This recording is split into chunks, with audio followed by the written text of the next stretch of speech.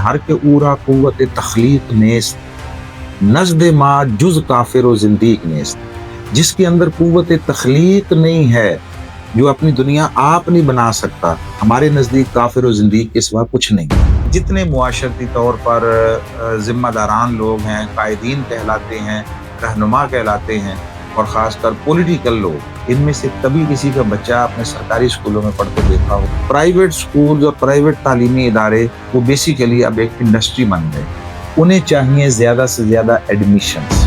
किसी मदरसे से कोई ताल्लुक़ रखता हो, किसी स्कूल ऑफ थाट्स, उसमें हमारे सिलेबस 500 साल पुराने पढ़ाए जाएं। जो तालीम ही 500-700 साल पुराने मुआशरती माहौल के मुताबिक दी गई है, वो आज के माहौल में एडजस्ट कैसे होगा? जो मुआशी मसाइल हैं, हर दौर में किसी भी मुआशरे की रीढ़ की हड्डी होती है, इसके बगैर मुआशरा चल नहीं सकता। मुआशरती हुकूक में मुस्लिम और नॉन मुस्लिम की कोई तकसीम इस्लाम में नहीं। वो मुआखात सिर्फ लफ्जी नहीं थी, वो बुनियादी तौर पर इकोनॉमिक बेस्ड थी। आका अलैहिस्सलाम ने किसी कबीले के मुतालिक फरमाया कि अल्लाह को उस कबीले से मोहब्बत है। कभी किसी वक्त लोग 200-300 रुपया तनख्वाह लेकर भी खुशहाल थे, आज 2-3 लाख रुपया लेकर भी खुशहाल नहीं। मुआशरे में अगर महरूम तबका है तो उसके लिए साहिबान सरवत पर एक दर्जे में लाजिम किया गया है कि उनके लिए अपने वसाइल में से दरवाजे खोलें। हम सब तालीम व तरबियत को किसी भी मुल्क की रीढ़ की हड्डी करार दिया गया है, और जब हम इस्लामी तालीमात पर नज़र डालते हैं तो तालीम हासिल करना बुनियादी फ़र्ज करार दिया गया है। हमारे मुल्क में गवर्नमेंट स्कूल्स, प्राइवेट स्कूल्स और मदारिस की इतनी तादाद होने के बावजूद भी हम मुआशी और मुआशरती मामलात में तरक्की याफ्ता कौमों की दौड़ में बहुत पीछे रह गए हैं।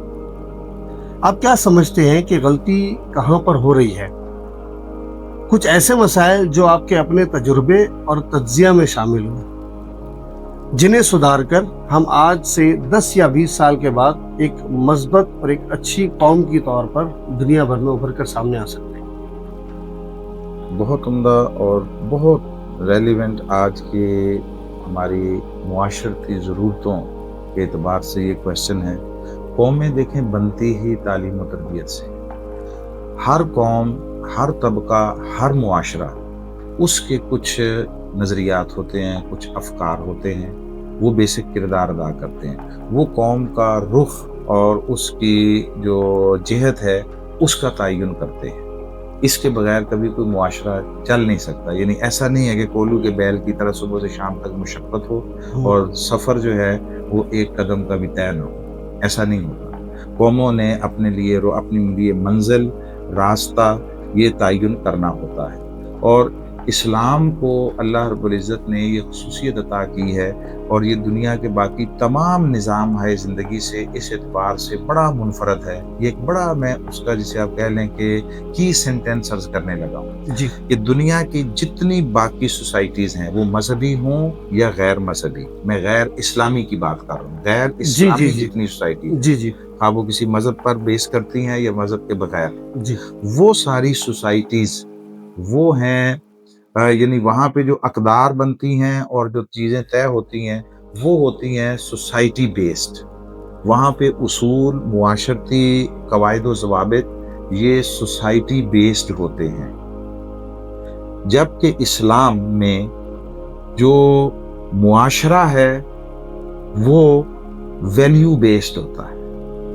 वहाँ पे वैल्यूज सोसाइटी बेस्ड हैं, यहाँ पे सोसाइटी वैल्यू बेस्ड है। बिल्कुल 180 पे एक दूसरे के अपोजिट। यानी यहाँ पहले से तयशुदा है कि क्या चीज़ दुरुस्त है, क्या गलत है, ये हमें बता दिया गया, और हमें उसके परफेक्ट होने का इसलिए 100% यकीन होता है कि ये उसने बताया है जो इस कायनात के अव्वल से लेकर आखिर तक इस सारी चीज़ की प्लानिंग करने वाला और इसको तश्कील देने वाला है। उसने बताया गया। मगरबी सोसाइटी और गैर इस्लामी सोसाइटीज़ वो कोई फ़ैसला करते हैं मिलकर आज इज्तिमाइयत और अक्सरियत राय की बिना पर, कुछ अरसे के बाद उसके कुछ एडवर्स इफेक्ट्स आते हैं, تو وہ اس کو پھر دوبارہ ریوائز کر لیتے ہیں، ریوزٹ کر لیتے ہیں۔ جی الحمدللہ اسلام میں اس کی ضرورت نہیں ہے، ہمیں پورے کا پورا اس کا پلس مائنسز اور اس کے جو ہیں مثبت اور منفی وہ سارے پہلو بتا دیے گئے ہیں۔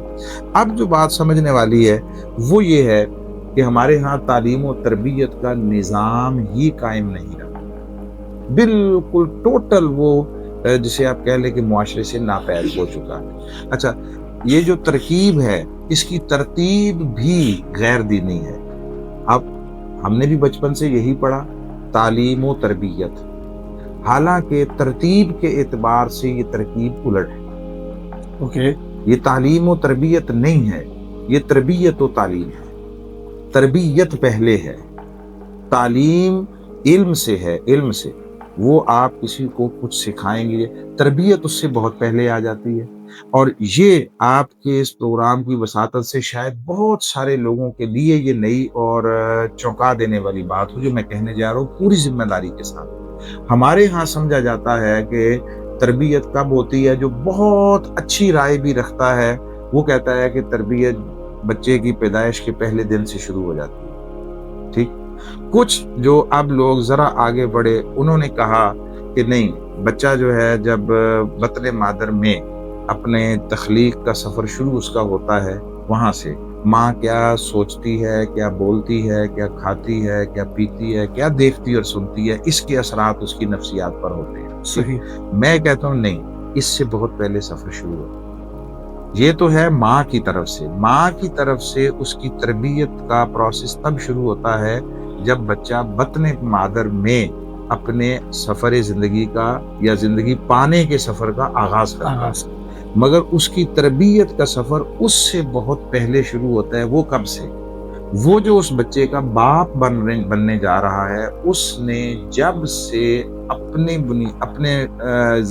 خود فی نفس یعنی بذات خود جب سے اس نے ارننگ شروع کی ہے، اس نے حلال کمائی لی ہے یا حرام، اس کے جسم میں حرام کا لقمہ گیا ہے یا حلال کا، جس سے وہ نطفہ بنا ہے جو اس بچے کی ولادت کا ذریعہ بن رہا ہے، اس نے کھایا کیسا ہے، پیا کیسا ہے۔ جب تک وہ والدین پر ڈیپینڈنٹ تھا یا کسی اور پر ڈیپینڈنٹ تھا، چھوٹا تھا، اس وقت کی بات نہیں ہے، اس کے لیے اللہ کی بارگاہ سے معافی ہوگی۔ جب سے اس نے خود ارن کرنا شروع کیا ہے، اس نے کیا کھایا، کیا کمایا، حلال یا حرام۔ یہ ہے اس بچے کے، آنے والے بچے کی تربیت کی پہلی اینٹ، یہاں سے شروع ہوگا۔ تو جس معاشرے میں حلال و حرام کا امتیاز ہی نہیں رہا، اس معاشرے میں ایسے بچے کہ جن کی تربیت اچھی ہو سکے، ان کا وجود میں آنا وہ بڑا مخدوش ہو جاتا ہے، وہ بڑا مشکل ہو جاتا ہے۔ اگریڈ۔ اس کے لیے سب سے پہلا اہتمام یہ کرنا ہوگا کہ ہمیں اپنی زندگی میں حلال کو اختیار کرنا ہوگا، حرام کو ترک کرنا ہوگا۔ پھر اگلی بات ہے ماؤں کی، جو خاتون، جو بچی، جو عورت ماں بننے جا رہی ہے، اس کے اپنے ذہنی رجحانات کیا ہیں۔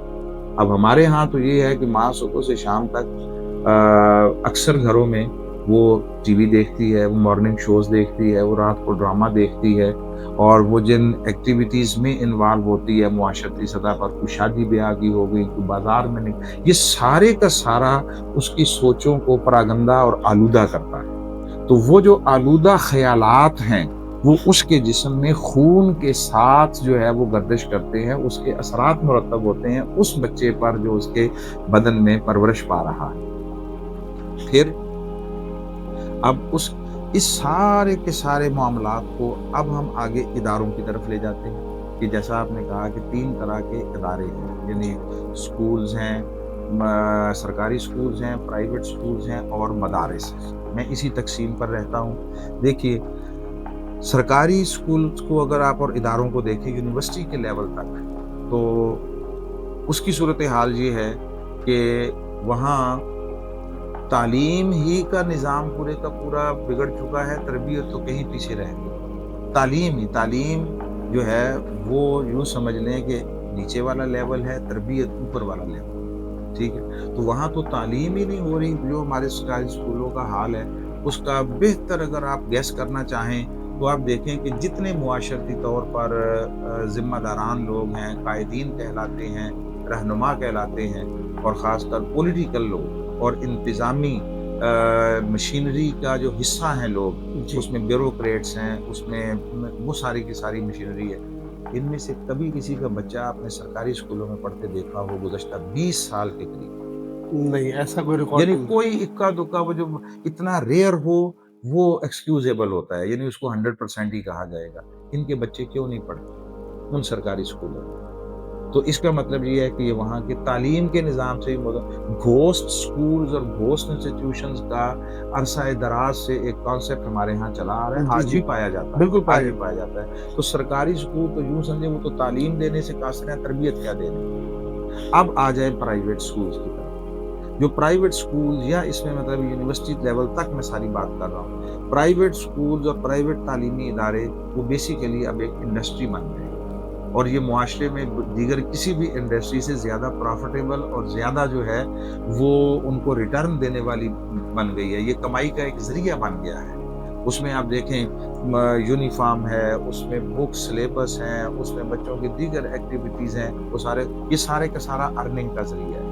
انہیں چاہیے زیادہ سے زیادہ ایڈمیشنز، تاکہ ان کی ارننگ زیادہ ہو۔ اس کے لیے وہ ایسی خوشنما چیزیں پیش کرتے ہیں اور اختیار کرتے ہیں ایسے طریقے جن سے لوگ اٹریکٹ ہوں۔ ہم نے 10 جو ہے وہ ہمارے بچے جو ہے وہ انجینئرنگ میں چلے گئے، 20 میں ہم میڈیکل میں چلے گئے، اس میں۔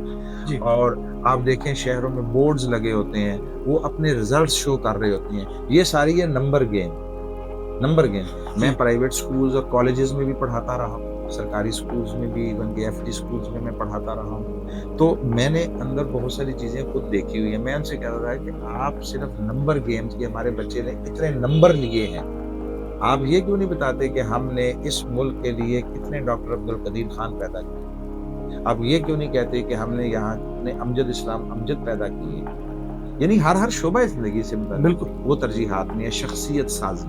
اچھا اب آ جائیں مدرسے کی طرف۔ مدرسہ اب تو کچھ بہتر ہو رہے ہیں حالات ان کے وسائل کے اعتبار سے، مگر مدرسہ ہمارے ہاں جب انگریز سامراج آیا اور وہ سارا کچھ ہوا، اس نے کیپچر کیا، تو یہ مدرسہ جو مذہبی دینی تعلیم و تربیت کا ایک اہم سوشل یونٹ تھا، تو انہوں نے جب ان کو کیپچر کیا، ختم کیا، ان کے وسائل وہ سارا کچھ ختم کر دیا، تو جو لوگ دین کے ساتھ مخلص تھے انہوں نے ہر حال میں دین کا چراغ روشن رکھا، وہ ٹوٹی چٹائیوں پر بیٹھ گئے، انہوں نے مانگ کر کھا لیا۔ اس وقت ان کا ایسا کرنا یہ ان کی عظمت کردار کی دلیل ہے بے کہ شک۔ انہوں نے باطل نظام کے سامنے سر نہیں جھکایا۔ مگر اب جب ہم نے آزادی حاصل کر لی تو اب ہمیں اس میں وقار کا پہلو اور اس میں سیلف ریسپیکٹ کا پہلو، تخلیق کا پہلو، تحقیق کا پہلو اس کو شامل کرنا چاہیے تھا، وہ نہیں رہا۔ ہمارا سلیبس آج بھی مدرسوں میں کسی مدرسے سے کوئی تعلق رکھتا ہو، کسی اسکول آف تھاٹ سے، اس میں ہمارے سلیبس 500 سال پرانے پڑھائے جاتے ہیں، اس میں عصر حاضر کے ساتھ کوئی مطابقت ہی نہیں ہے، وقت کے تقاضے کو سمجھتے ہوئے کوئی تبدیلی نہیں کی تبدیلی ہے۔ نہیں لائی گئی۔ وہاں سے جو بچہ نکلتا ہے وہ ضربہ یضرب سے لے کر تو کشتی میں نماز کیسے پڑھنی ہے، اونٹ پر نماز کیسے پڑھنی ہے، گھوڑے پر کیسے پڑھنی ہے، صحرا میں کیسے پڑھنی ہے، یہ تو بتایا جاتا ہے، یہ تو پڑھا دیا جاتا ہے۔ اب یہ چیزیں معاشرے میں عملاً مفقود ہوتی چلی جا رہی ہے، ختم ہوتی جا رہی ہیں۔ جہاز میں کیسے پڑھنا ہے، زیر سمندر پانی میں جا کے کیسے پڑھنا ہے، آپ خلا میں چلے جاتے ہیں، لوگ سیر و تفریح کے لیے خلا میں آنے جانے لگے ہیں، کئی فلائٹس لوگوں کو خلا میں گھما پھرا کر واپس لا چکی ہیں۔ جی ٹھیک ہے، آپ خلا میں ہیں تو آپ نے نماز کیسے پڑھنی ہے، وضو کیسے کرنا ہے، یہ کسی سلیبس کا حصہ اس میں ہے نہیں ہے، مذہبی جو نصاب ان میں نہیں ہے۔ اس کو جو اپ ڈیٹ کرنا تھا، ریوائز کرنا تھا، میں نے 10 سال اپنا انگلش میڈیم اسکول چلایا ہے، ہم ہر سال سلیبس کو ریوائز کرتے تھے، دیکھتے تھے کوئی نئی چیز آ گئی ہے شامل کرنے۔ یہ جو مذہبی دینی سلیبس ہے یہ 500-700 سال پیچھے کیوں کھڑا ہے؟ صحیح۔ جو تعلیم ہی 500-700 سال پرانے معاشرتی ماحول کے مطابق دی گئی ہے، وہ آج کے ماحول میں ایڈجسٹ کیسے ہوگا؟ نتیجتاً یہ طبقات مسٹر اور ملا کے وجود میں آ گئے، ان کے درمیان خلیج ہے جسے کاٹنا ممکن نہیں ہے۔ سو دیٹس وائی کہ یہ سارے کے سارے تعلیمی ادارے وہ کسی قسم کے اخلاقی تربیت یافتہ لوگوں کا طبقہ پیدا کر کے معاشرے میں ایک اچھا صحت مند جو تبدیلی ہے وہ لانے کے قابل نہیں رہے۔ اب اس کے لیے یہ کیا جائے کہ جسے آپ کہیں پائلٹ پروجیکٹ کے طور پر ہنگامی بنیادوں پر کچھ ایسے ادارے بنائے جائیں جو نمبر ایک ہر طرح کی مذہبی منافرت سے پاک ہوں، ہر طرح کی سیاسی مداخلت سے پاک ہوں، ہر قسم کی انتظامی وہ دخل اندازی سے پاک ہوں، ان کے لیے سلیبس اور ان کے لیے ایک پورا فریم ورک تیار کر کے وہاں سے ایسے افراد نکالے جائیں اور ان کو رفتہ رفتہ معاشرے میں انٹروڈیوس کروایا جائے۔ بائی پاس کیے بغیر نہیں ہوگا۔ جب تک آپ پہلے سے موجود دیکھیے، جیسے ہمارے ملک میں ایک بڑا اچھا کام ہوا کہ عام روڈز تھے، پھر یہ موٹر ویز وغیرہ بنے، تو موٹر ویز کی لک آفٹر کے لیے الگ سے ایک ادارہ بنایا گیا، ان کی پوری ٹریننگ الگ سے ہوئی۔ سو ان کا رویہ آج بھی دیکھیں، وہ باقی ہمارے جتنے ادارے ہیں نظم و نسق والے ہوں، امن عامہ والے ہوں، ان سے بڑا مختلف ہے۔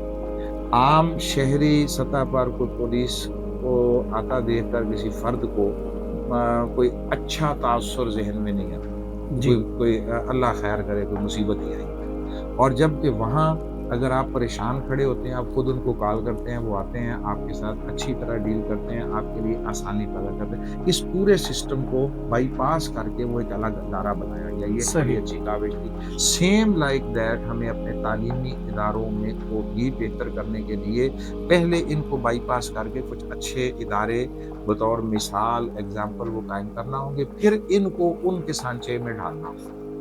اس کے بغیر کبھی تعلیم و تربیت کا پروسیس نہیں ہو پائے۔ علامہ صاحب، اسی تناظر میں میں آپ سے گزارش کروں گا کہ معاشی اور معاشرتی فرق کو بھی ذرا سا سمجھا دیں کہ اس کا اثر کیا پڑ رہا ہے۔ کیونکہ تعلیم اور تربیت، تعلیم ناقص ہے، تربیت ناپید ہے، اس لیے فرد سے لے کر طبقات تک کوئی ایسی پروڈکشن معاشرہ نہیں دے رہا کہ جس میں تخلیقی ذہن سامنے آئے۔ ہمارا پورے کا پورا نظام تعلیم وہ مکھی پر مکھی مارو اور لکیر کے فقیر کے اصول پر چل رہا ہے۔ صحیح۔ جب وہ تحقیق نہیں ہے تو تخلیق بھی نہیں ہوگی، اور اپنے زمانے کے حالات کو سمجھ کر ان کے لیے مسائل کا حل پیش کرنا، یہ کہیں وہم و گمانی بھی نہیں ہے۔ ہم ہر چیز یا مغرب سے امپورٹ کر رہے ہیں، اور میں یہ کہا کرتا ہوں کہ جس طرح ہم روزمرہ استعمال کی چیزیں، جوتے، کپڑے، فلاں یہ لنڈے کا استعمال کر رہے ہیں، بدقسمتی سے ہم تعلیم حتیٰ کہ افکار و نظریات بھی لنڈے سے حاصل کر رہے ہیں مغرب کا، اور بہت ساری چیزیں ایسی ہیں سائنٹیفک شعبے میں بھی جو وہاں مطلوب ہو جاتی ہیں، آؤٹ ڈیٹڈ ہو جاتی ہیں، اور ہم اڈاپٹ کر لیتے ہیں۔ یہ ہے پرابلم۔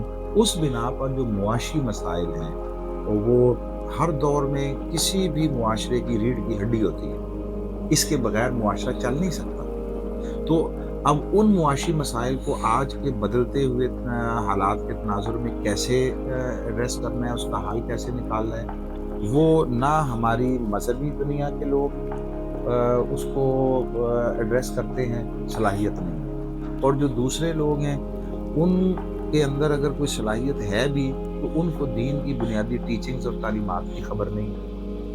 وہ جو حل پیش کرتے ہیں وہ وہی ہے جو مغرب سے امپورٹڈ نظریات کی بنیاد پر ہے، اور ان کے اندر اتنی صلاحیت نہیں ہے، قوت تخلیق نہیں ہے۔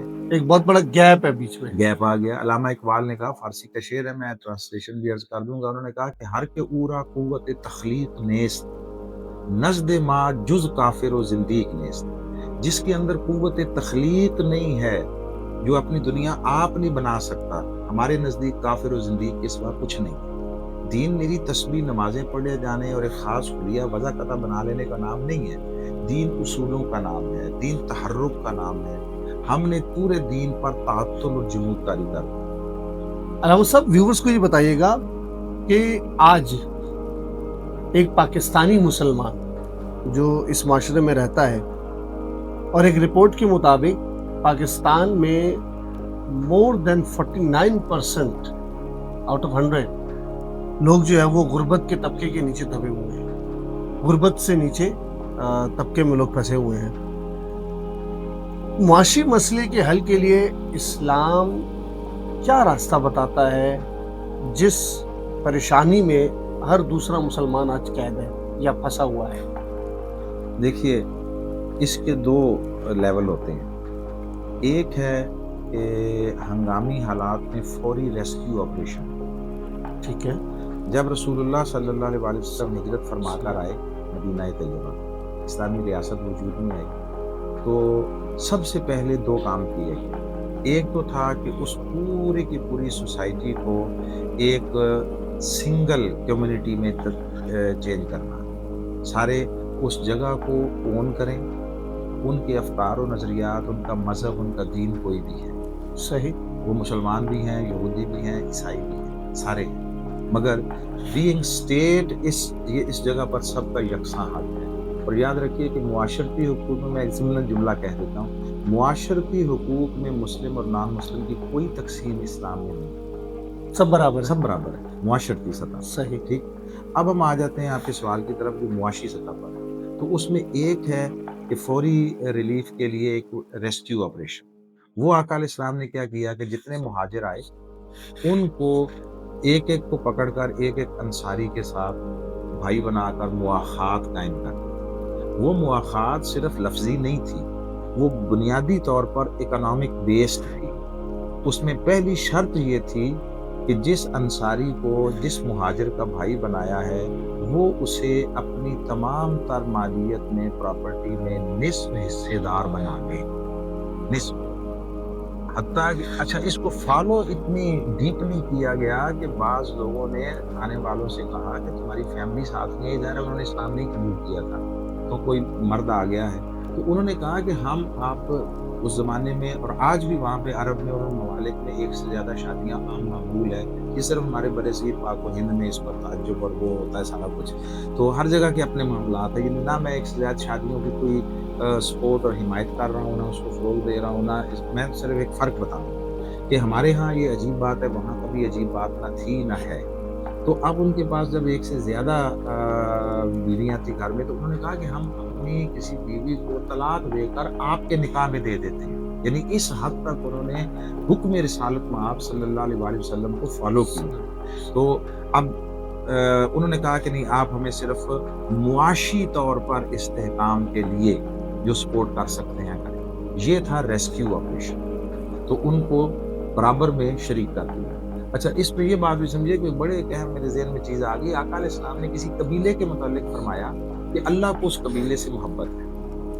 सहाबा ने अर्ज़ किया, या रसूलल्लाह, क्या वो बहुत ज़्यादा नमाज़ें पढ़ते हैं, आमाल का नाम? नहीं, वो तो जब अभी इस्लाम नहीं भी लाए थे तब भी अल्लाह उनसे मोहब्बत करता है। तो उन्होंने कहा उसकी क्या वजह?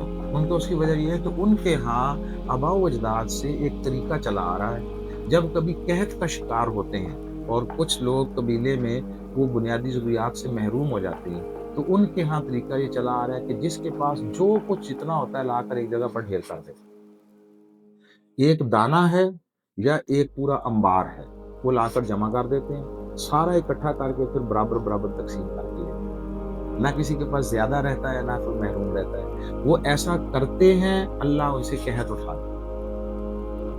ये है रेस्क्यू ऑपरेशन, ये आका अलैहिस्सलाम की है। अब उसके बाद उस मुआशी बदहाली को या महरूमी को ख़त्म करने के लिए फिर आगे बहुत सारे इक़दाम हैं। उनमें सबसे पहली चीज़ ये थी कि सूद को छोड़ दो। अल्लाह ने उसे अल्लाह रसूल से जंग करने के मुताबिक करार दिया, ठीक है, और फरमाया कि अल्लाह सूद को हराम करता है और तिजारत को हलाल करता है और तिजारत में बरकत रखी। हज़रत अब्दुर्रहमान बिन औफ रज़ी अल्लाह ताला अन्हु ये इतने साहिब सरबत थे कि आज के जो बिल गेट्स है, इसकी जितनी प्रॉपर्टी है, जितनी उसकी मिल्कियत है, ये हज़रत अब्दुर्रहमान बिन औफ की प्रॉपर्टी या उनकी मिल्कियत का 100वां हिस्सा भी नहीं है। 100वां हिस्सा उनकी वफ़ात के बाद जो उनकी विरासत में सोना था, सोना, कच्चा सोना, खाम सोना होता था, जी जी, उसको तोल कर नहीं बांटा गया, कुल्हाड़े से काट कर बांटा गया। तो खैर है, किसी को पाव ज्यादा चला गया, किसी को अब अंदाजा कर, ठीक है। तो وہ کہتے تھے کہ جب ان سے ان کے انصاری بھائی نے کہا کہ میں آپ کے لیے یہ کرتا ہوں، کہا نہیں مجھے صرف بازار کا راستہ دکھاؤ، اور وہ کہتے ہیں میں گیا اور میں تجارت شروع کی، مکہ میں بھی ان کو یہ تجربہ تھا، وہ کہتے ہیں مٹی کو ہاتھ لگاتا تھا سونا بناتا تھا۔ تو یہ اب اس پر آج کے دور میں محنت، تحقیق، جستجو یہ لازم ہے۔ آج کی دنیا میں کیسا ہے؟ دنیا تو چلی گئی ہے ڈیجیٹل کرنسی پہ، کرپٹو سے بھی جی آگے جی چلی جی گئی جی ہے، جی ٹھیک ہے نا، کرپٹو بھی چلو کوئی کوائن ہوگا نا، اب تو ڈیجیٹل چل رہی ہے، آپ بازار کا میں پوری دنیا میں لین دین ہو رہا ہے، کس پر ہو رہا ہے؟ ڈیجیٹل پر ہو رہا ڈیجیٹل پر ہو۔ ہے، ٹھیک ہے نا، میں کارڈ سے ٹرانسفر کر دیتا ہوں، پیمنٹ کر دیتا ہوں، نہ میری جیب میں پیسے آئے تھے نہ گئے ہیں، میرے اکاؤنٹ سے گئے صحیح، ہیں جیسے بھی ہے، مگر صرف ہندسوں جی کا جی فرق پڑ بالکل رہا ہے، جی ٹھیک ہے۔ ایسے اب اس میں اسلام نے کیا کرنا ہے، اس پر جو صاحبان علم و فکر ہیں، صاحبان تحقیق ہیں، انہیں مل بیٹھنا ہوگا، کیسے اس کے اصول وضع ہوں گے، دیتے ہیں اور ہمیں 4 سال بعد 5 سال بعد قسطوں میں ملتے ہیں، مطلب کمپنیاں دیتی ہیں، بہت سارے لوگوں نے کرنا ہے، تو ان کے جو رقم ہے اس کا تحفظ کیسے ہوگا، ان کو نقصان سے کیسے بچایا جائے گا، لینے والے کو اضافی برڈن سے کیسے بچایا جائے گا، یہ ریاستوں نے طے کرنا ہوتا ہے، اور ریاستیں تب طے کرتی ہیں کہ جب ان کو فکر ہو اور جب ان کے پاس ایسے مشیر ہوں، اور مشیر تب میسر آئیں گے جب انہوں نے ان چیزوں کو سب کو پڑھا ہوگا اور اس کو ایڈریس کر سکیں گے۔ صحیح معاشی مسئلہ ریڑھ کی ہڈی ہے، ریڑھ کی ہڈی ہے، اور یہ بھی ذہن میں رکھیے گا کہ معیشت پیسوں کا نام نہیں ہے، ہم نے اکنامکس پڑھی ہوئی ہے، معیشت یہ بنیادی طور پر پیدائش دولت کے پروسیس کا نام ہے، okay production of wealth. Wealth بنیادی طور پر نہ نوٹ ہے نہ سونا ہے، یہ معاشرے میں ایسی سرگرمیاں ہیں جن کے نتیجے میں لوگوں کو زندگی گزارنے کے بنیادی اسباب فراہم ہوتے چلے جاتے ہیں۔ جس معاشرے میں یہ جتنا پروسیس زیادہ ہوگا، محروم کا آپ نے 49% کا ذکر کیا کہ وہ خطے غربت سے نیچے زندگی بسر کر رہے ہیں، جی اب اس سے کیا مراد ہے؟ ان میں سے ہر فرد کسی نہ کسی اعتبار سے بنیادی ضروریات میں ساری یا کچھ ان سے محروم ہے، بے شک وہ ان کو پرووائڈ کر دی جائے۔ پیسوں کی نہیں بات ہو رہی، کبھی کسی وقت لوگ 200-300 روپیہ تنخواہ لے کر بھی خوشحال تھے، آج 2-3 لاکھ روپیہ لے کر بھی خوشحال نہیں، اس کے اور پہلو بھی ہیں، مگر اصل شے یہ ہے بنیادی ضرورتیں بڑھتی چلی جاتی ہیں، ان کے پورا کرنے کا وہ اہتمام نہیں ہوتا۔ ہمیں وہ یورپ میں آپ چلے جائیں تو ان لوگوں نے بنیادی ضروریات جو ہیں وہ لوگوں کو فراہم کی ہوئی ہیں، معاشرتی سطح پر انتظامی اعتبار سے وہ لوگ خوشحال ہیں، ہمارے ہاں نہیں ہے کیونکہ ہم نے اس کا اہتمام نہیں کیا۔ یہ مذہبی طبقوں کی ذمہ داری ہے کہ وہ اس کے لیے خود کو تیار کریں، اور حکومتی اور انتظامی مشینری کی ذمہ داری ہے کہ وہ ایسے لوگوں کو کنسلٹنسی میں لیں اور ان سے مشاورت کر کے ایک ایسا معاشی پلان اور نظام دیں کہ جس میں، اور اس میں سب سے اہم شے، میں آخری بات جو کرنا چاہتا ہوں وہ یہ ہے کہ اسلام نے ایک تو زکوٰۃ یہ فرض کی، ہماری اردو کی زبان کے اعتبار سے کہہ رہا ہوں، ایک ہے صدقہ، جی عربی میں زکوٰۃ کے لیے صدقہ بھی استعمال ہو جاتا ہے، مگر زکوٰۃ، صدقات اور خیرات، معاشرے میں اگر محروم طبقہ ہے تو اس کے لیے صاحبان ثروت پر ایک درجے میں لازم کیا گیا ہے کہ ان کے لیے اپنے وسائل میں سے دروازے کھولیں۔ اور ایک بڑا اہم واقعہ یاد آ گیا، حضرت عمر رضی اللہ تعالیٰ عنہ کے دور میں کچھ قحط سالی کی کیفیت تھی، تو انہوں نے کہا کہ آئیں ہم اللہ کی بارگاہ میں دعا کرتے ہیں، تو وہ دعا کی گئی یا استسقاء کی نماز پڑھی گئی، جو بھی صورت تھی، اس کے نتیجے میں اللہ تعالیٰ نے اس کو دور کر دیا، اب وہ ختم ہو گیا معاملہ، لوگوں کی ضروریات پوری ہونے لگی۔ اگلا جو خطبہ تھا حضرت عمر رضی اللہ تعالیٰ عنہ، اس میں انہوں نے عجیب بات کی، انہوں نے کہا اللہ نے کرم کیا، ہم اس کی بارگاہ میں شکر بجا لاتے ہیں کہ اس محرومی کی کیفیت کو دور کر دیا، اگر ایسا نہ ہوتا تو میں تمہارے امیروں کے گھروں میں داخل ہو جاتا اور غریبوں کو ان کے گھروں میں داخل کر دیتا اور کہتا اپنی ضرورت کی ہر شے اٹھاؤ۔ علامہ صاحب، برکت کی جب بات آتی ہے اس کا ہرگز تعلق تعداد سے نہیں ہے، ہمارے پاس وقت اللہ پاک نے دیا، यूं तो इंटरनेट पर या किताबों में टाइम मैनेजमेंट के बहुत सारे कोर्सेज भरे पड़े हैं, लेकिन हर शख्स के पास दिन में 24 घंटे ही है। अगर रिस्क की बात करें तो रिस्क में बरकत के बारे में जब जिक्र किया जाता है तो आज मल्टीपल स्ट्रीम्स ऑफ इनकम की बात की जाती है कि आप अपने वसाइल बढ़ाएं ताकि आप ज़्यादा से ज़्यादा रिस्क कमा सकें। इसी तरह मामलात की बात आती है तो कोई शख्स अपनी ज़िंदगी में कुछ भी नहीं कर पाता और कोई शख्स अपनी ज़िंदगी में बहुत कुछ अचीव कर पाता है। तो बरकत से जुड़े सवाल में बरकत और उसकी वक्त, रिस्क और मामलात में क्या अमल दखल है और बरकत किस शय का नाम है? ये एक बड़ा मिसकंसेप्शन है हमारी सोसाइटी में। हम ये समझते हैं कि जिसके पास वसाइल ज़्यादा है तो उसके पास शायद बरकत भी है, और बहुत सारे लोग तो इसको अल्लाह के फजल से जोड़ते हैं। इस पर अल्लाह का बड़ा करम है, इसका बड़ा फजल है। हमारी मुल्क में ज़बान पंजाबी है, तो उसमें अगर किसी के हालात यकलख चेंज हो जाएं और माली एतबार से मुस्तकम हो जाए तो कहते हैं अल्लाह ने उसका हाथ पकड़ लिया है। ठीक है, यानी वसाइल की कसरत को बरकत समझ लिया गया है और अल्लाह का फजल समझ लिया गया है। मैं कहता हूँ कि अगर वसाइल की बहुतात ये अगर अल्लाह के फजल का नाम आपने रख लिया है फिर तो माज़अल्लाह कानून पर बहुत फजल था। और आपको तारीख में जितने बादशाह नज़र आए फ़िरौन समेत, वो खा मज़ाहिब को मानने वाले हो या ना मानने वाले, उन सब के पास तो बहुत ज़्यादा कसरत है। फिर तो अल्लाह का फजल सारा वहीं पे हुआ। वसाइल की फरामानी की कमी नहीं है। हाँ, बरकत एक अलग शय है, बरकत एक कॉन्सेप्ट ही अलग है। बरकत का ताल्लुक वसाइल से नहीं है, बरकत का ताल्लुक आपकी बातनी और कल्बी दाखिली कैफियत से है। बरकत आपके इत्मीनान से जुड़ी हुई है, जबकि वसाइल उनका ताल्लुक वो मादियत से है। आपके पास पैसे कितने हैं, आपके पास अशिया कितनी हैं, सहूलतें कितनी हैं। ठीक है, अब ये बात ज़हन में रखिए कि अल्लाह ताला, जैसे आपने इसमें उम्र की बात भी की, उसकी भी अल्लाह ताला कादिर मुतलक है।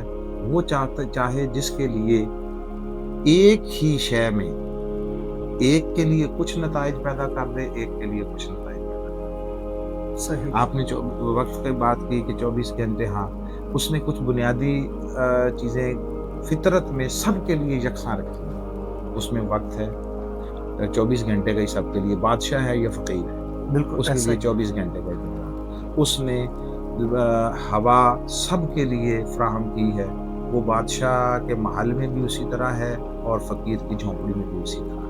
ठीक है, अब आगे दो चीज़ें हैं। एक है आपकी अपनी मैनेजमेंट, जैसे आपने जिक्र किया कि टाइम मैनेजमेंट बहुत सारे तरीके हैं। ये है कसम और ये है इंसानी काविश, ये करना फ़र्ज़ व लाजिम है। इससे जो इन्हिराफ करता है वो कानून फितरत से लड़ता है, वो अल्लाह की मंशा से और मशीयत से लड़ता है। आखिरी सांस तक मेहनत करना वाजिब है। ठीक, अब आ जाएं कि उसके नताइज क्या निकलते हैं। नताइज दो एतबारात से होते हैं, कभी आपको वो मिल जाता है जो आप चाहते हैं, कभी वो नहीं मिलता। ना जिसको मिल गया हम उसे कहेंगे कि ये कामयाब हो गया, और ना जिसको नहीं मिला कहेंगे नाकाम हो गया। नहीं, मैंने इसके उसका ताल्लुक बरकत और कसरत में फ़र्क है। बरकत अलग शय है, कसरत अलग शय है। अब बरकत और कसरत का फ़र्क क्या है? एक शख्स है, उसके सामने खाना आया है और उसके सामने अनवा व अक़साम खाने पड़े, खा नहीं सकता। उसकी कोई मेडिकल रीज़न हो सकती है, कोई और वजह हो सकती है। हम बहुत सारे लोगों को, मैं किसी का नाम कोट किए बगैर, आज भी मौजूद हैं, उनके पास दौलत के देखें तो अंबार है, उनको खुद नहीं पता कितनी दौलत है, और उसमें रोज़ाना मल्टीपल बुनियादों पर कितना इजाफा हो रहा है, उन्हें खुद नहीं पता। खा वो 2 लुक़मे नहीं सकते। उनके दस्तरखान पर आने वाला 100 चीज़ें खा लेगा, वो खा नहीं सकते। इतना सा खाते हैं, और वो भी मखसूस और महदूद। एक तो ये है, अल्लाह ने महरूम कर दिया नेमतों से। सही। ठीक है, اب اس کے مقابلے میں ایک فقیر ہے، وہ جھونپڑی میں بیٹھا ہے اور وہ جو چیز آتی ہے کھا لیتا ہے اور اپنی ضرورتیں اس کی پوری ہو جاتی ہیں۔ ایک تو یہ کانسیپٹ ہے کہ نعمتوں کے ہوتے ہوئے ان سے استفادہ نہیں کر سکتا برکت سے محروم شخص۔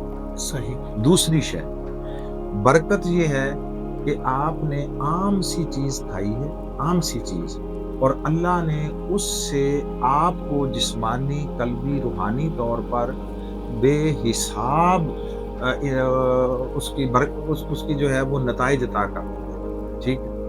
اب حضرت مولا علی شیر خدا اور تمام صحابہ کرام کا یہ معمول تھا، اس زمانے میں کثرت نہیں تھی مگر برکت تھی۔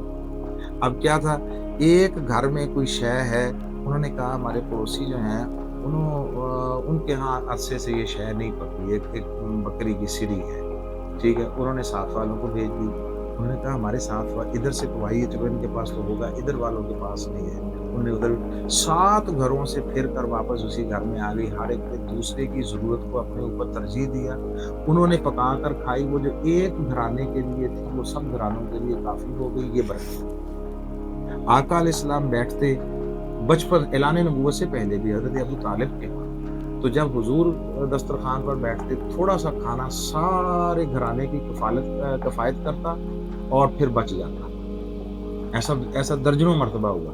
حضرت ابو ہریرہ رضی اللہ تعالیٰ عنہ کو ایک آقا علیہ السلام نے تھیلی دی کھجوروں کی، ٹھیک ہے، اور فرمایا کہ اس کو اپنی ضرورت کے مطابق استعمال کر، بس اس کو جھاڑنا نہیں ہے، نکال کر دیکھنا نہیں ہے۔ اور آپ دیکھیے پورا دور رسالت میں آپ صلی اللہ علیہ وسلم وہ اس سے کھاتے رہے، حضرت ابو بکر کے دور میں کھاتے رہے، حضرت عمر رضی اللہ تعالیٰ عنہ کے دور میں کھاتے رہے، حضرت عثمان رضی اللہ تعالیٰ عنہ کے دور میں کھاتے رہے۔ میں نے ایک جگہ پہ کیلکولیشن دیکھی ہے، یہ کئی ہزار کلو بنتا ہے۔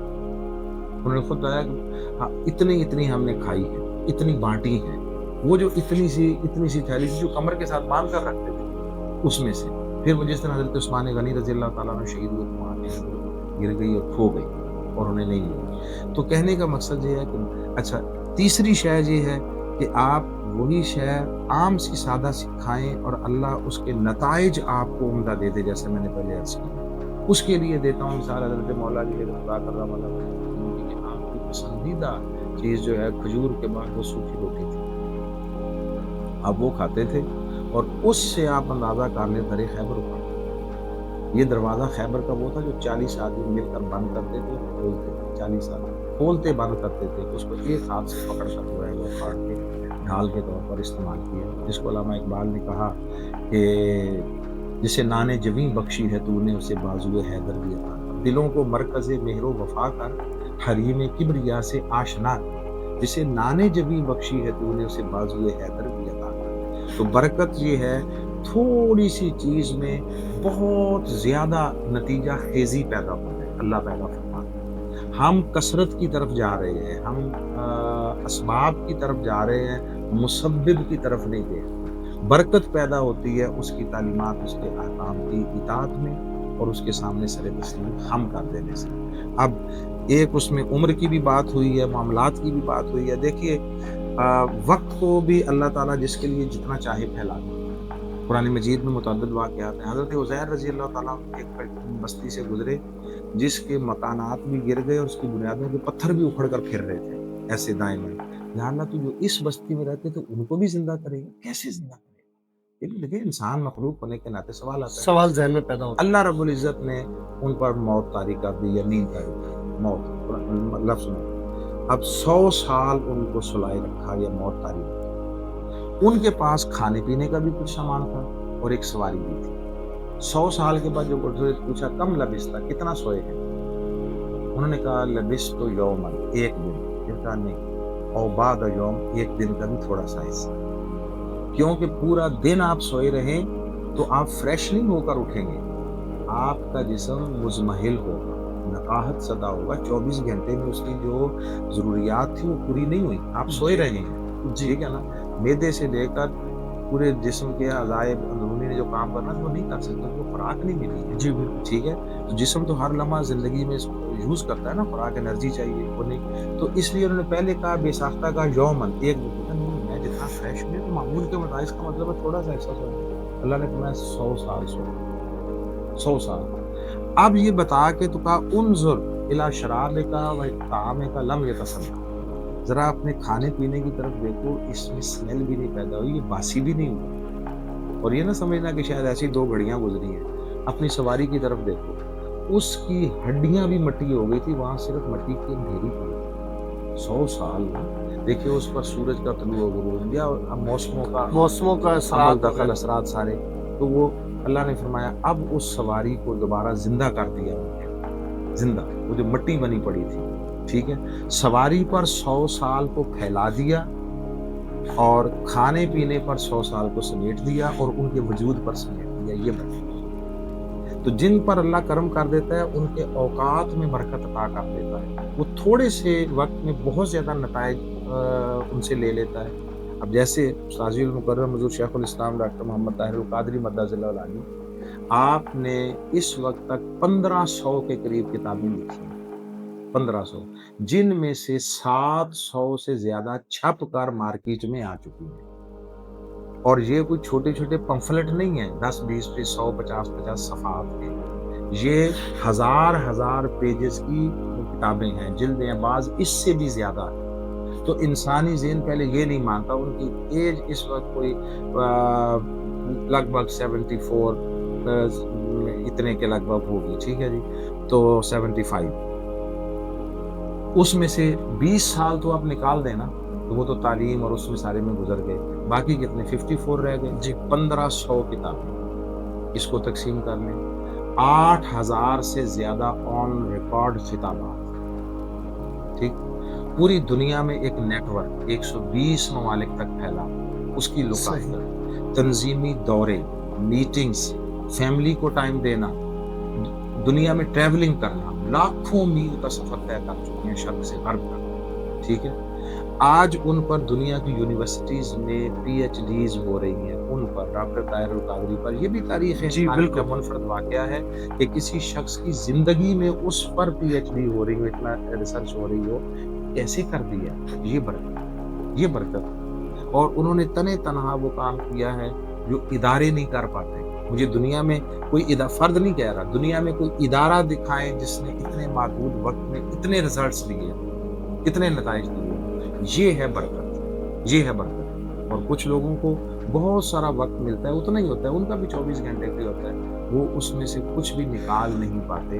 سو انسان کے ذمے کسب ہے، انسان کے ذمے محنت ہے، جد و جہد ہے، پورے یقین و اعتماد کے ساتھ ریزلٹس کو اللہ پر چھوڑے، توکل کرے، مگر اپنا کام کرتا رہے، تو اللہ رب العزت پھر اس کے کام میں برکت عطا کر دیتا ہے، پھر تھوڑی محنت سے زیادہ نتائج پیدا ہونے لگتے ہیں۔ یہ ہے برکت۔